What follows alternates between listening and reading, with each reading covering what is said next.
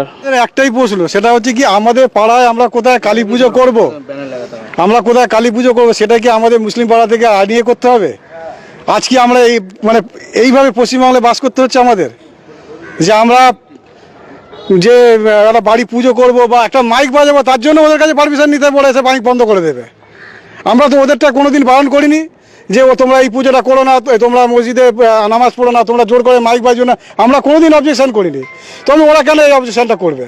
আমাদের পাড়ায় আমরা যেখানে খুশি পুজো করতে পারি, তাহলে ওরা এসে সেটা অবজেকশন করবে? এইটা আমরা মেনে নিতে পারছি না।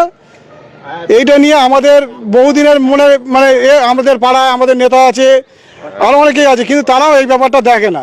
কিন্তু আমি বলতে চাইছি যে এই ব্যাপারটা নিয়ে যে আগামী দিন যদি আমাদের হিন্দু মুসলমান আমরা একসাথে থাকি, সেইটা যদি এরা এরমভাবে পার্থক্য তৈরি করে আগামী দিনে একটা ঝামেলা সৃষ্টি হবে, সেটা কি ভালো জিনিস?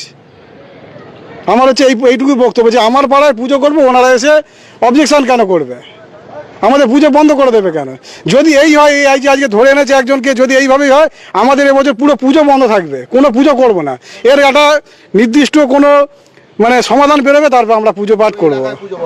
আপনার নাম? আমার নাম